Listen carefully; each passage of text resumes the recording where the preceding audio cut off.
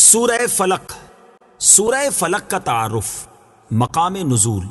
ایک قول یہ ہے کہ سورہ فلق مدینہ منورہ میں نازل ہوئی اور ایک قول یہ ہے کہ مکہ مکرمہ میں نازل ہوئی ہے.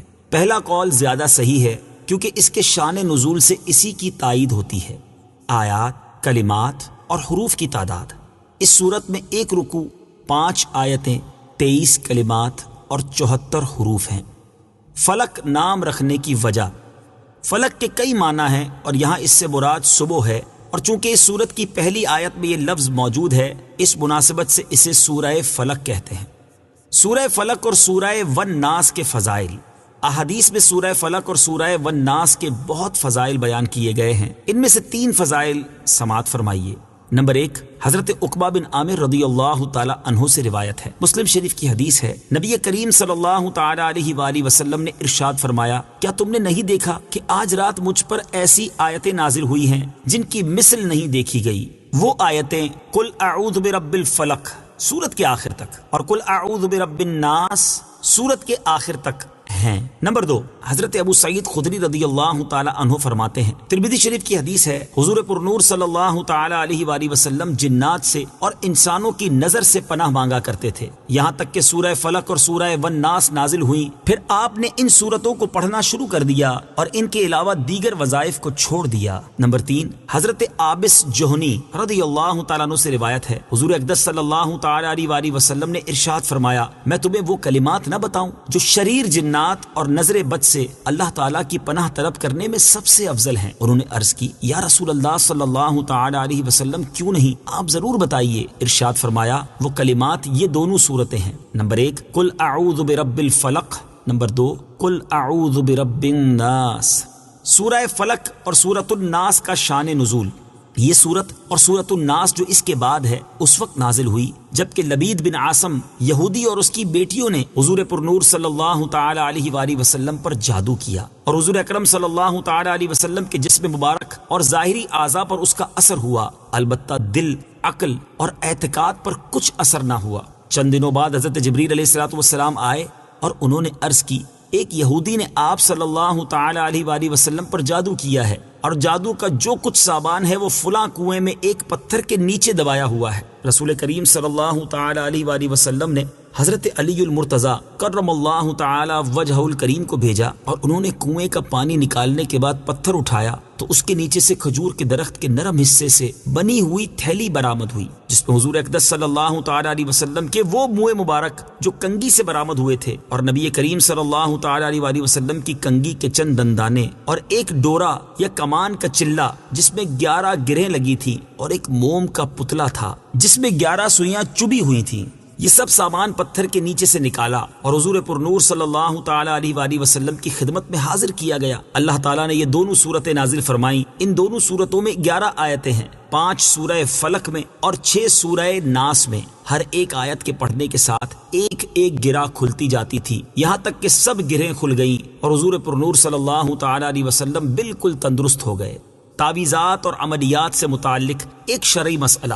یہاں ایک مسئلہ ذہن نشین رکھیں کہ وہ تعویذ اور عملیات جن میں کفر یا شرک کا کوئی کلمہ نہ ہو جائز ہیں، خاص کر وہ عمل جو آیات قرآنیہ سے کیے جائیں یا احادیث میں وارد ہوئے ہوں. حدیث شریف میں ہے کہ حضرت اسماء بنت عمیس رضی اللہ تعالی عنہا نے عرض کی، یا رسول اللہ صلی اللہ تعالی علیہ وآلہ وسلم، جعفر کے بچوں کو جلد جلد نظر ہوتی ہے، کیا مجھے اجازت ہے کہ ان کے لیے عمل کروں؟ حضور پرنور صلی اللہ تعالی علیہ وسلم نے اجازت دی.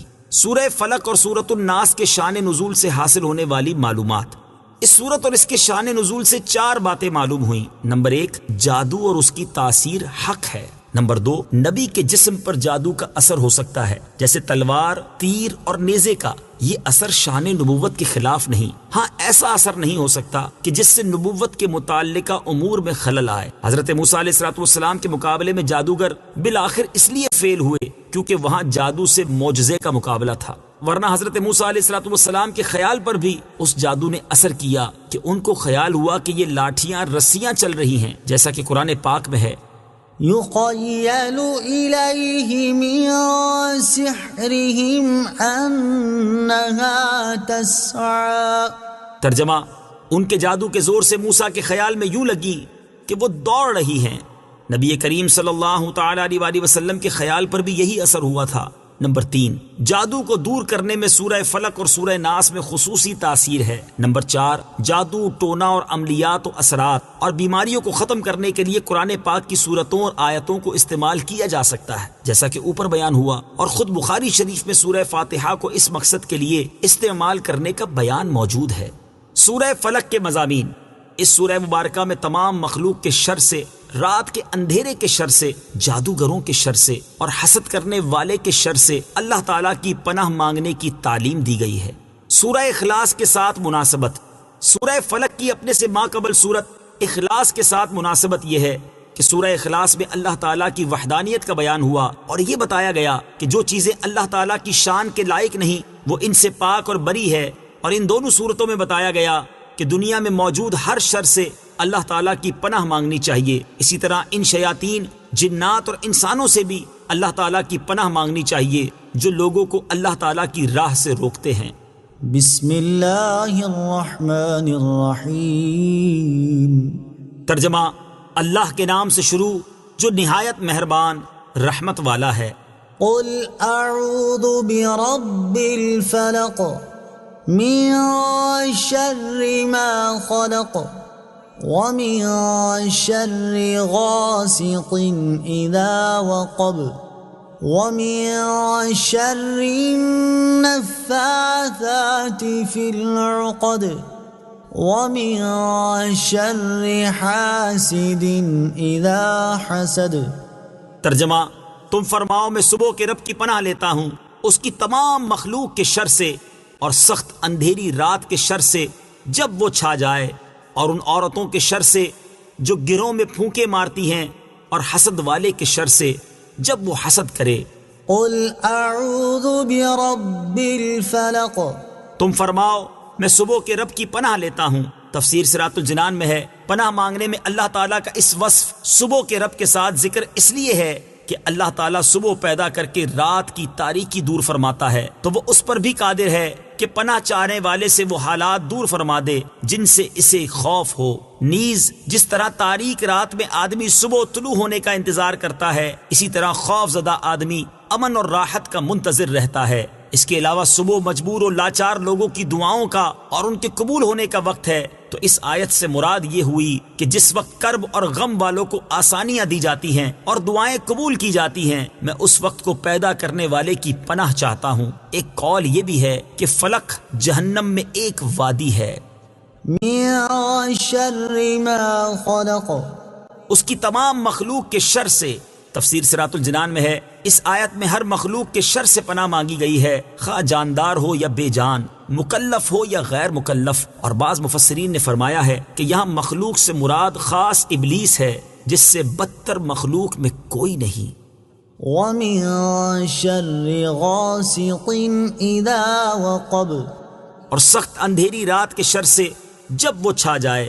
تفسیر صراط الجنان میں ہے، ام المومنین حضرت عائشہ رضی اللہ تعالی عنہا سے مروی ہے کہ رسول کریم صلی اللہ تعالی علیہ وآلہ وسلم نے چاند کی طرف نظر کر کے ان سے فرمایا، اے عائشہ رضی اللہ تعالی عنہا، اس کے شر سے اللہ تعالیٰ کی پناہ، یہ جب ڈوب جائے تو اندھیرا ہو جاتا ہے۔ اس سے مراد مہینے کی آخری راتیں ہیں جب چاند چھپ جاتا ہے، تو جادو کے وہ عمل جو بیمار کرنے کے لیے ہیں اسی وقت میں کیے جاتے ہیں۔ ومن شر النفاثات في العقد۔ اور ان عورتوں کے شر سے جو گروہ میں پھونکے مارتی ہیں۔ تفسیر صراط الجنان میں ہے، یعنی جادوگر عورتوں کے شر سے پناہ مانگتا ہوں جو ڈوروں میں گرا لگا لگا کر ان میں جادو کے منتر پڑھ پڑھ کر پھونکتی ہیں، جیسا کہ لبید کی لڑکیوں نے نبی کریم صلی اللہ تعالی علیہ وسلم پر جادو کرنے کے لیے کیا تھا۔ تعویذات سے متعلق ایک اہم شرعی مسئلہ۔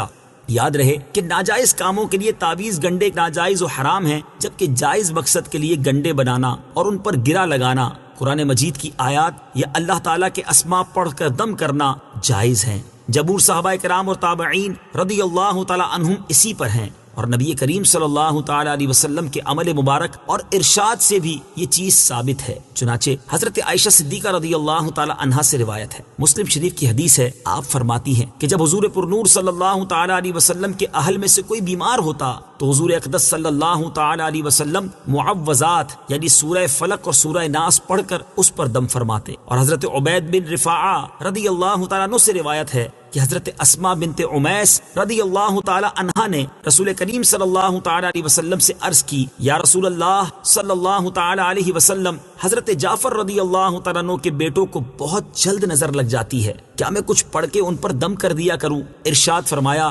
ہاں، کیونکہ اگر کوئی چیز تقدیر سے سبقت لے جا سکتی تو نظر ضرور اس سے سبقت لے جاتی. وَمِن شَرِّ حَاسِدٍ إِذَا حَسَدَ، اور حسد والے کے شر سے جب وہ حسد کرے. تفسیر صراط الجنان میں ہے، حسد والا وہ ہے جو دوسرے کی نعمت چھن جانے کی تمنا کرے. یہاں حاسد سے بطور خاص یہودی مراد ہیں جو نبی کریم صلی اللہ تعالی علیہ وآلہ وسلم سے حسد کرتے تھے. یہ خاص لبید بن عاصم یہودی ہے. اور عمومی طور پر ہر حاسد سے پناہ کے لیے یہ آیت مبارکہ کافی ہے. حسد بدترین صفت ہے اور یہی سب سے پہلا گناہ ہے جو آسمان میں ابلیس سے سرزد ہوا اور زمین میں قابیل سے. حسد کے مقابلے میں رشک ہوتا ہے، اور وہ یہ ہے جس میں اپنے لیے بھی اسی نعمت کی تمنا ہوتی ہے جو دوسرے کے پاس ہے، لیکن دوسرے سے چھن جانے کی تمنا اس میں نہیں ہوتی. اس صورت مبارکہ سے معلوم ہوا کہ جادو اور حسد بدترین جرائم ہیں کہ عام شروں کے بعد ان کا ذکر خصوصیت سے فرمایا گیا. صدق اللہ العظیم.